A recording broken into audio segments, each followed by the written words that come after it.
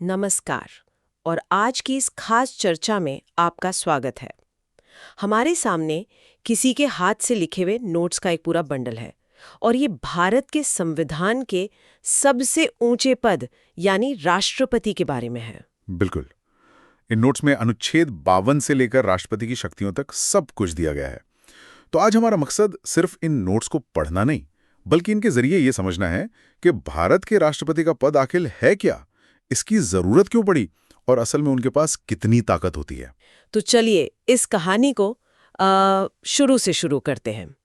इन notes में सबसे पहली बात है अनुच्छेद 52, जो कहता है भारत का एक राष्ट्रपति होगा।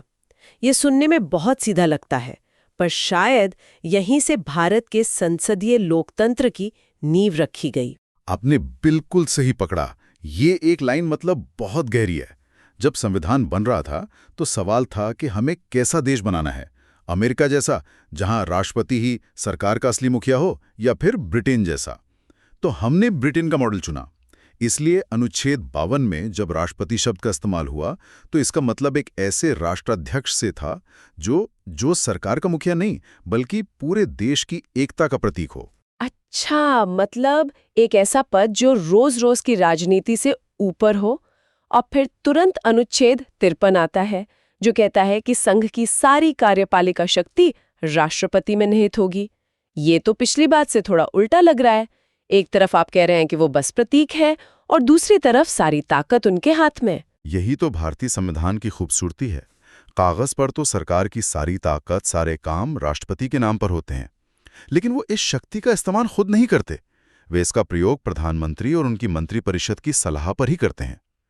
इसे ऐसे समझिए जैसे किसी बड़ी कंपनी में एक चेयरमैन होते हैं जो राष्ट्रपति की तरह हैं, और एक सीईओ जो प्रधानमंत्री हुए। एकदम सही। कंपनी चेयरमैन के नाम पर चलती है, लेकिन रोजमर्रा के फैसले सीईओ ही लेता है। ये बहुत अच्छा उदाहरण है। तो हमने ये तो समझ लिया कि राष्ट्रपति पद का मतलब क्या है, पर इस पद पर कोई पहुंचता कैसे है? ये सवाल हमें चुनाव की प्रक्रिया पर ले आता है, जिसका जिक्र अनुच्छेद 54 में है। जी, राष्ट्रपति का चुनाव सीधे जनता नहीं करती। ये एक अप्रत्यक्ष चुनाव है। इसके लिए एक निर्वाचक मंडल, या जिसे इलेक्टोरल कॉलेज कहते हैं, वो बनता है। इसमें लोकसभा और राज्यसभा के सभी चुने हुए सांसद और सभी राज्यों की विधानसभाओं के चुने हुए विधायक वोट डालते हैं। यहाँ एक दिलचस्प बात है कि इसमें सिर्फ निर्वाचित सदस्य ही वोट देते हैं। मनोनीत सदस्यों को बाहर क्यों रखा गया है? जैसे राज्यसभा में 12 सदस्य राष्ट्रपति खुद मनोनीत करते हैं, उन्हें वोट देने का हक क्यों नहीं है? ये बहुत अच्छा सवाल है और मतलब लोकतांत्रिक सिद्धांतों से जुड़ा है। तर्क ये है कि अगर राष्ट्रपति द्वारा ही मनोनीत किए गए सदस्य उन्हीं के चुनाव में वोट डालेंगे तो ये तो हितों का टकराव होगा। चुनाव पूरी तरह से निष्पक्ष होना चाहिए। इसलिए केवल वही लोग वोट देते हैं जो सीधे या परोक्ष रूप से जनता द्वारा चुने गए हैं। समझ गए। और इन नोट्स में चुनाव की प्रक्रिया का नाम बड़ा दिलचस्प दिया गया है, एकल संक्रमणीय मत पद्धति। ये सुनने में बहुत भारी लगता है। इसका आसान मतलब क्या है? इसका आसान मतलब यह है कि विधायक या सांसद सिर्फ अपने पसंदीदा उम्मीदवार को वोट नहीं देते, बल्कि अपनी पसंद के हिसाब से उम्मीदवारों को रैंक करते हैं कि मेरी पहली पसंद ये है, दूसरी पसंद ये और तीसरी ये।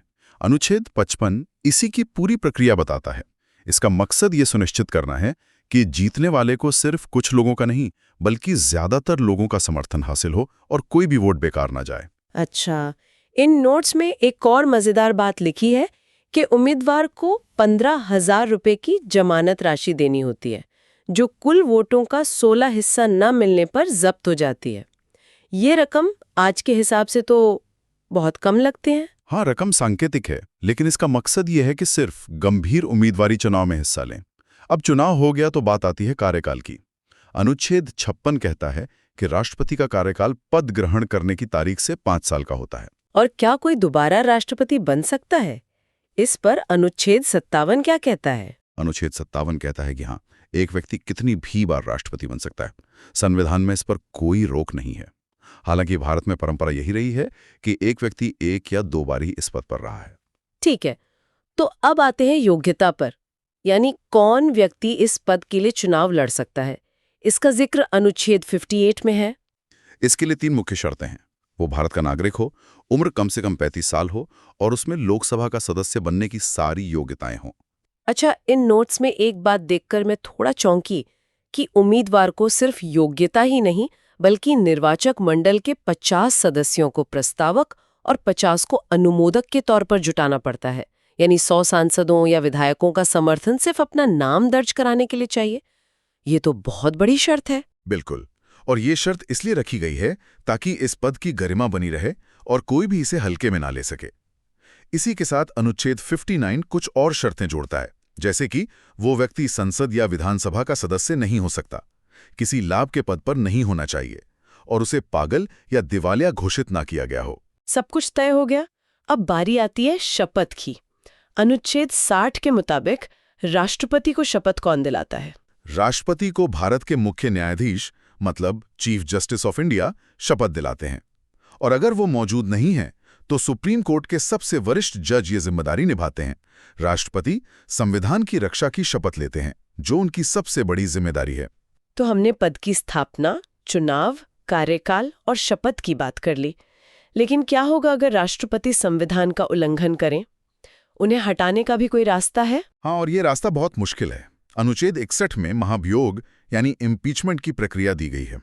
इसका आधार सिर्फ एक ही है, संविधान का अतिक्रमण।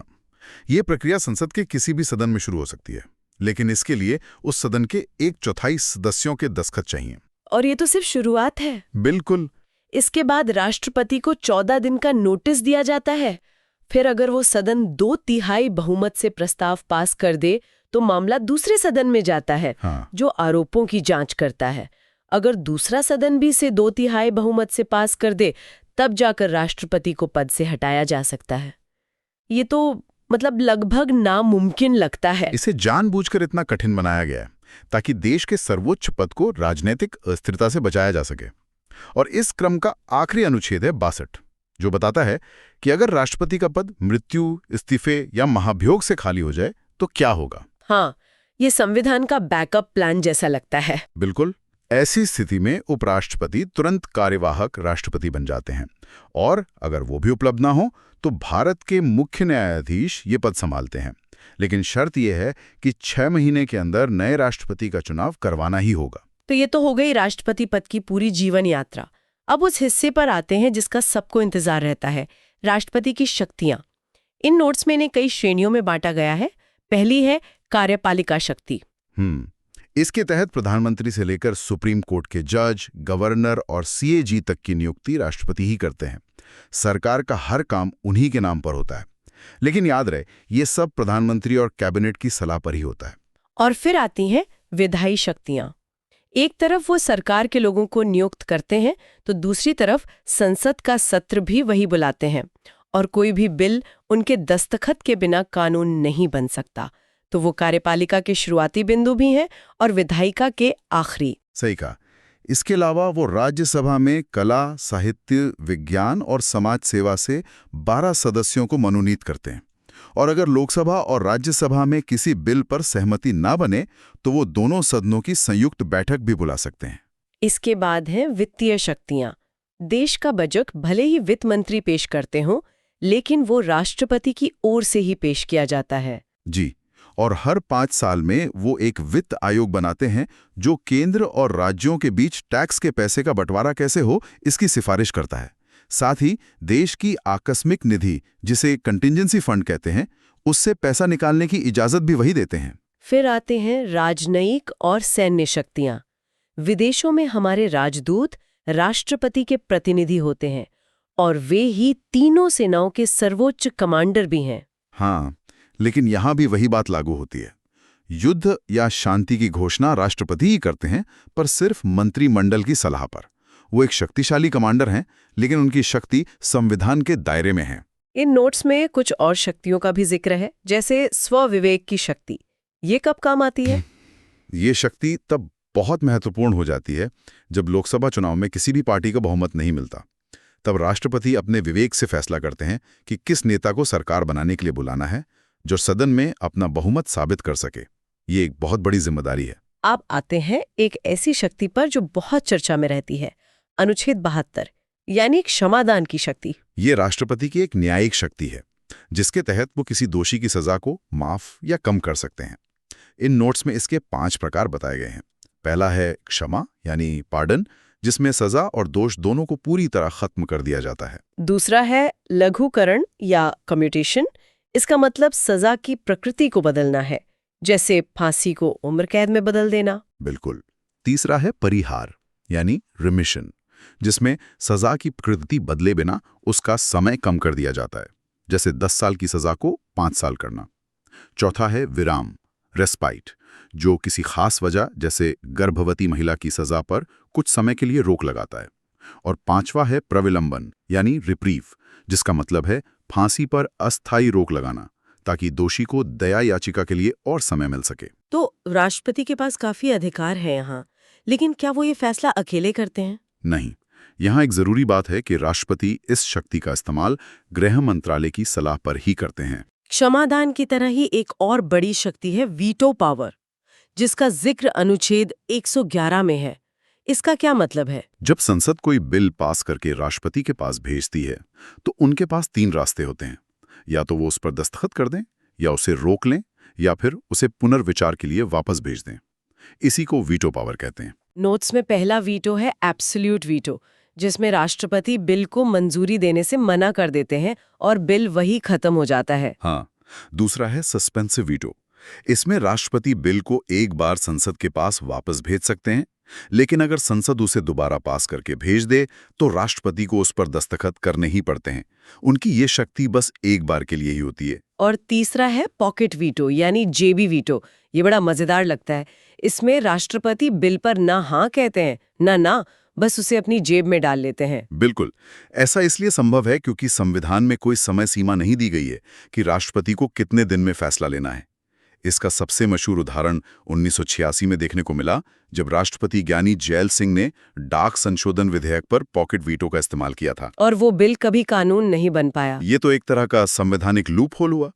और अब आते हैं उन शक्तियों पर जो सबसे ज्यादा शक्तिशाली और विवादास्पद मानी जाती हैं, आपातकालीन शक्तियां। हाँ, और इसकी शुरुआत होती है अनुच्छेद 352 यानी राष्ट्रीय आपातकाल से।